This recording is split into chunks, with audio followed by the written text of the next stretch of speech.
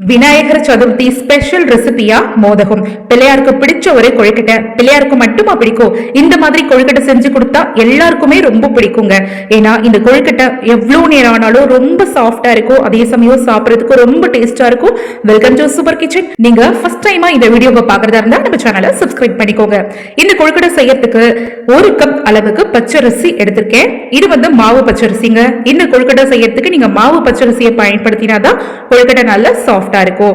இப்போ நம்ம கொழுக்கட்டை அளந்த கப்பாலேயே 1/2 கப் அளவுக்கு பாசி பருப்பை இந்த அரிசி கூடயே சேர்த்துட்டு நிறைய தண்ணி சேர்த்துட்டு 2 to 3 முறை நல்லா சுத்தமா வாஷ் பண்ணிட்டு இந்த அரிசி பருப்புல இருக்கிற தண்ணி எல்லாத்தையுமே வடிச்சிட்டு இந்த மாதிரி ட்ரையா எடுத்து வச்சுக்கோங்க. இந்த அரிசி பருப்பை இன்னைக்கு ஃபேன் காத்துக்கு கீழே சுத்தமான ஒரு காட்டன் கிளாத்ல இது மாதிரி உணர்த்திடுங்க. ஒரு 10 நிமிஷம் நல்லா உணர்ந்ததுக்கு அப்புறமா கைகளால எடுத்து இப்படி பிடிச்சு பாத்தீங்கன்னா நம்ம உள்ளங்கையில கொஞ்சமா அரிசி பருப்பு ஒட்டணும். அந்த அளவுக்கு இந்த அரிசி பருப்புல ஈரப்பதம் இருக்கட்டும். இப்படி இருந்தாதான் அரிசி பருப்பு சரியான பதத்துல காஞ்சிருக்குங்க. இப்போ இந்த அரிசி பருப்பு ரெண்டுத்தையுமே அடுப்புல ஒரு கடாய் வச்சுட்டு அதுல சேர்த்துட்டு மிதமான தீலையே ஒரு 5 to 8 நிமிஷம் வரைக்கும் இந்த மாதிரி வறுத்து எடுத்துக்கோங்க. நம்ம வறுத்ததுக்கு அப்புறமா அரிசி நல்லா பொரிஞ்சு இருக்கணும், பருப்பு நல்லா சிவந்து கலர் மாறி இருக்கணும். இப்ப இது நல்லா கம்ப்ளீட்டா ஆறினதுக்கு அப்புறமா ஒரு மிக்ஸி ஜார் கப்ல சேர்த்துட்டு நல்லா ரவை மாதிரி பொடிச்சு எடுத்துட்டு வந்துடலாம். கண்டிப்பா ரவை மாதிரி தான் பொடிக்கணும், ரொம்ப நைஸான பவுடரா பொடிக்கவே கூடாது. இப்போ இது ஒரு உரமா இருக்கட்டும். இப்போ நம்ம அரிசி பருப்பு வறுத்துள்ள கடாய், அந்த கடாயிலேயே அரிசி அளந்த கப்பால 3 கப் அளவுக்கு தண்ணி சேர்த்துக்கோங்க. கூடுதலா தண்ணி கண்டிப்பா சேர்க்காதீங்க, அதுக்கப்புறம் கொழுக்கட்டை மாவு ரொம்ப குழன்னு ஆயிடும். இப்போ தண்ணி நல்லா கொதிக்க ஆரம்பிச்சுட்டு அதுல இருந்து குட்டி குட்டியா பபிள்ஸ் வர ஆரம்பிச்சிருச்சு. இந்த ஸ்டேஜ்ல கொஞ்சமா ஒரு பிஞ்ச் அளவுக்கு சால்ட் உப்பு சேர்த்துட்டு ஒரு தடவை நல்லா அது போல கலந்து விட்டுக்கோங்க. அடுத்ததா ஏற்கனவே நம்ம அரிசி பருப்பை வறுத்து பொடிச்சு வச்சிருந்தோம்ல, அதை இப்ப கொஞ்சம் கொஞ்சமா சேர்க்க போறோம். நீங்க எடுத்தோடனே டக்கு டக்குன்னு இந்த பொடியை கொட்டி நல்லா கலகலன்னு கிண்டினீங்கன்னா கண்டிப்பா கட்டி பிடிக்குங்க. அதனால கொஞ்சமா பொறுமையா கொஞ்சம் கொஞ்சமா கொட்டி இந்த மாதிரி கலகலன்னு கிண்டி விடுங்க. இந்த மாதிரி செய்யறதுனால அதிகமா கட்டி பிடிக்காது. இப்ப பாருங்க, இப்படி சேர்க்கும் போதே கொஞ்சம் கொஞ்சம் கட்டி தட்டுது. அதனால கரண்டியை வச்சு இந்த மாதிரி லைட்டா உடைச்சு விட்டு இந்த கட்டி இல்லாம இதை நல்லா ஈவனா கலந்து கொடுத்துக்கலாம். இப்ப பாருங்க, நல்ல ஸ்மூத்தான பேட்டர் மாதிரி மாறி வர ஆரம்பிச்சிருச்சு. இப்போ இதை அப்படியே கரண்டியை வச்சு இது போல நல்ல சமமா மட்டப்படுத்தி விட்டுடுங்க. விட்டுட்டு மூடி போட்டு மூடி மீடியமான ஃப்ளேம்லயே ஒரு 5 நிமிஷத்துக்கு மட்டும் இந்த அரிசி பருப்பு வெந்தா போதுங்க. இதுக்காக நீங்க குக்கர்ல எல்லாம் போட்டு இந்த அரிசி பருப்பை வேக வைக்கணும்ன்ற அவசியமே கிடையாது. இந்த மாதிரி கடாயில கூட தாராளமா வேக வச்சுக்கலாம், சட்டுனே வெந்து முடிச்சிரும். இப்ப பாருங்க, 5 நிமிஷம் தான். லிட்டை எடுத்துட்டு ஓபன் பண்ணி காட்டுறேன். நல்ல மணலா நம்ம சேர்த்திருந்த அரிசி பருப்பு நல்லா வெந்து வந்துருச்சு. ஏற்கனவே இது அரிசியை நல்லா வறுத்துட்டு பொடிச்சுட்டு தான் சேர்க்கிறோம், அதனால சட்டுன்னு வெந்து வந்துடும். இப்ப இந்த கொழுக்கட்டைக்கு தித்திப்பு சுவைக்காக அரிசி அளந்தோல்ல அந்த கப்பால 1/2 கப் அளவுக்கு பிடிச்ச வெள்ளத்தை சேர்த்துக்கிறேன்.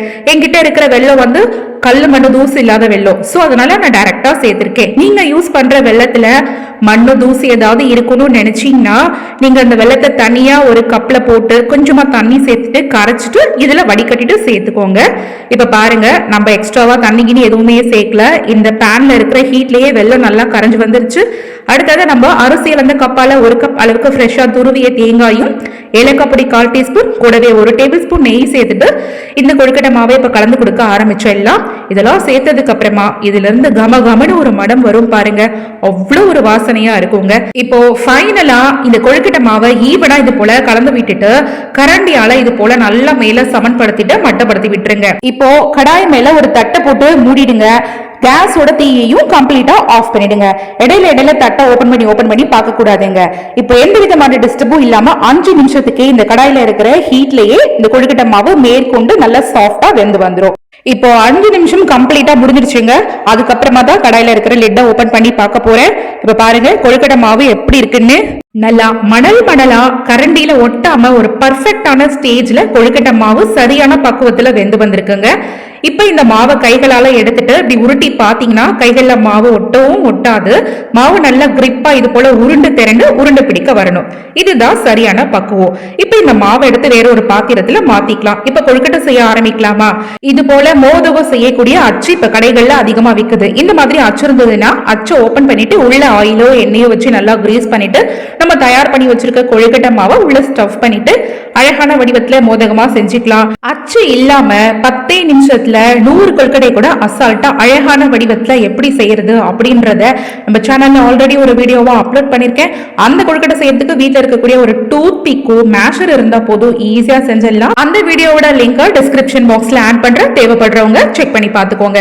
இப்ப பாருங்க, இந்த மாதிரியான ஒரு அழகான வடிவத்துல இந்த மோதகத்தை நம்ம இன்னைக்கு ரெடி பண்ணியாச்சு. இதே மாதிரி மீதம் இருக்கிற எல்லா மாவையுமே நீங்க அச்சுல வச்சு அழகான மோதகமா தயார் பண்ணி எடுத்துக்கோங்க. இப்போ மோதகம்லாம் செஞ்சு முடிச்சாச்சு. இதை அப்படியே ஒரு ஸ்டீமர் பிளேட்ல அரேஞ்ச் பண்ணி வச்சிடலாம். இப்ப நான் ஆல்ரெடி ஒரு கடாயில தண்ணியை சேர்த்துட்டு அது நல்லா கொதிக்க வச்சிருக்கேன். நம்ம எப்பவுமே கொழுக்கட்டை சேர்க்கறதுக்கு முன்னாடி தண்ணி நல்லா கொதிக்கணும். அதுக்கப்புறம் தான் கொழுக்கட்டை வச்ச பிளேட்டை உள்ள சேர்க்கணும். சேர்த்ததுக்கு அப்புறமா லிட்டை போட்டு க்ளோஸ் பண்ணிட்டு ஒரு 10 நிமிஷத்துக்கு இந்த கொழுக்கட்டை நல்லா வேகட்டுங்க. 10 நிமிஷம் முடிஞ்சிருச்சு. கேஸ் ஃப்ளேமை கம்ப்ளீட்டா ஆஃப் பண்ணிட்டு உள்ள இருக்கிற கொழுக்கட்டை தட்டை வெளியில எடுத்துடலாம். கொழுக்கட்டை நல்லா கம்ப்ளீட்டா ஆறுனதுக்கு அப்புறமா வேற ஒரு தட்டுக்கு மாத்திருங்க. இப்ப பாருங்க, பர்ஃபெக்டான டேஸ்ட்ல ஒரு ட்ரெடிஷனலான மெத்தடை ஃபாலோ பண்ணி ஒரு சூப்பரான மோதகம் தயார் பண்ணியாச்சு. இந்த சாஃப்டான டேஸ்டான பிள்ளையார்பட்டி ஸ்பெஷல் மோதக கொழுக்கட்டையை நீங்களும் விநாயகர் சதுர்த்தி அன்னைக்கு செஞ்சு பாருங்க. இந்த வீடியோ பிடிச்சிருந்ததுன்னா சூப்பர் கிச்சன் சேனலை சப்ஸ்கிரைப் பண்ணிக்கோங்க. இந்த வீடியோவை லைக் பண்ணி ஷேர் பண்ணுங்க. நன்றி.